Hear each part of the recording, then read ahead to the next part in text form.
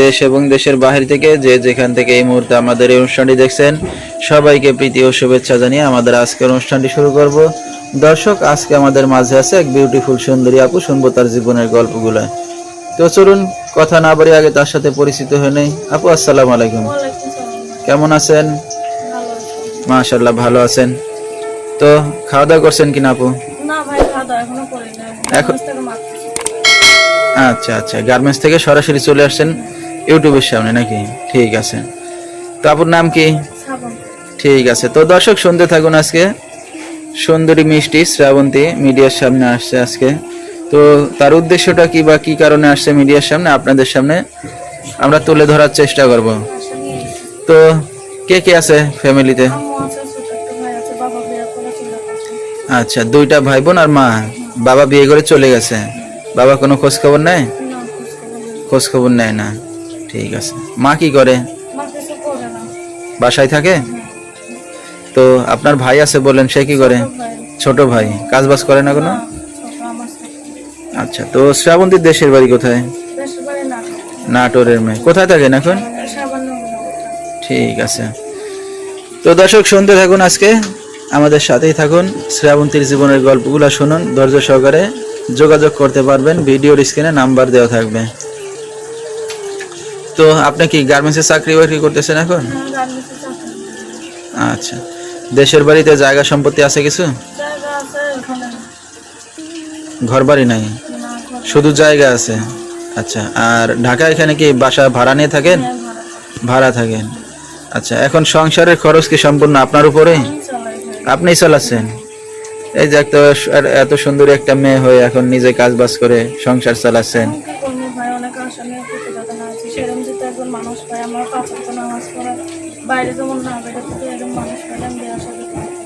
আচ্ছা। বিয়ে শাদী হয়েছে আপনার আগে পরে? না, বিয়ে শাদী হয় না। এখন সে বয়স্ক হোক, যেমন তাই হোক, সে যেটা আমার গ্রহণ করে, আমি পার্লারেরও কাজ জানি, সবকিছু জানি আমার গ্রহণ করতে। সে যেটা আমার বিয়ে করতে চায় তাহলে আমি রাজি আছি। আচ্ছা। যেহেতু বিয়ে শাদী হয় না এখনো, তো কাজ তো জানেন, গার্মেন্টসের কাজ জানেন, টেইলারের কাজ জানেন, আবার পার্লারের কাজ জানেন, মানে সব কাজই জানা আছে, কিন্তু আর্থিক সমস্যার কারণে এইসব নিজে করতে পারতেছেন না। হয়তো পরের বাসায় গিয়ে করা লাগতেছে বা গার্মেন্টসে গিয়ে করা লাগতেছে। আচ্ছা। তো যেহেতু বাবা কোনো খোঁজ খবর নেয় না, আপনার ভাইও নাই, বড় ভাই, তো এখন মিডিয়ার সামনে তো যে কোনো একটা আশা নিয়ে আসছেন নাকি? আশা নিয়ে আসছেন, হ্যাঁ ওইটাই তো। এখন কি আপনার মেইন উদ্দেশ্যটা কি? এখন বিয়ে শাদী করতে আছেন? ভাই, যে বয়স্ক হোক, যেরকমই হোক না কেন ভাই, যে আমার 5 ওয়াক্ত নামাজ পড়ে ভাই, যেরকমই হোক না কেন ভাই, সে যদি আমার গ্রহণ করে, আমার নিতে পারে, তাহলে আমি তার কাছে রাজি আছি।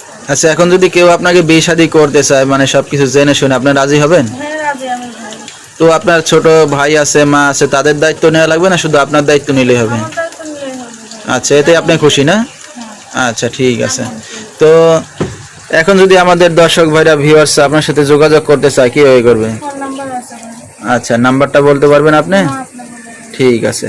তো দর্শক, আমরা শুনতেছিলাম সুন্দরী শ্রাবন্তীর জীবনের গল্পগুলো। যেহেতু একটা অবিবাহিত গরিব ঘরের মেয়ে, বাবা নাই, বাবা আছে বলতে তো আরেকটা বিয়ে করে চলে গেছে, তাদের কোনো খোঁজ খবর নেয় না। আর শ্রাবন্তী একটা কাজ জানা মেয়ে, কিন্তু টাকা পয়সার অভাবে এত নিজে কাজ করতে পারতেছে না, বা অন্যের বাসায় গিয়ে এখন নিজে কাজ করতেছে। তো তার এখন ইয়ং বয়স, তো এই বয়সে হয়তো অনেক মেয়েরা অনেক কিছু করতে চায়, কিন্তু সে করতে পারতেছে না, হয়তো আর্থিক সমস্যার কারণে। আর তার এখন একটা মনের মানুষ দরকার। তো যেহেতু তার ব্যাকগ্রাউন্ডে পিছে কেউ নাই, তো এখন যদি কেউ তাকে সাপোর্ট দেয় বা তাকে বিয়ে শাদী করে, বা তার আপনজন এরকম কেউ যদি তার পাশে এসে দাঁড়ায়, এমনই সে কিছু চাচ্ছে।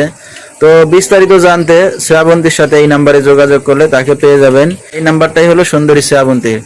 তো শ্রাবন্তী, এই যে আপনি মিডিয়ার সামনে আসছেন, এখন আপনার মা জানে? জানাই আসছেন না?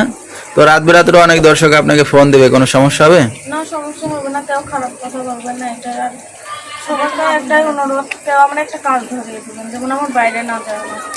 আচ্ছা, ঠিক আছে। তো দর্শক, তার একটা কাজের ব্যবস্থা করে দিলে হয়তো সে ঘরে বসেও কাজ করে খেতে পারবে। আজকের মতো এখানেই শেষ করবো। যারা আমাদের ভিডিওটা দেখছেন অনেক ধৈর্য সহকারে, তাদের অসংখ্য ধন্যবাদ জানিয়ে আজকের মতো এখানেই শেষ করছি। আসসালামু আলাইকুম।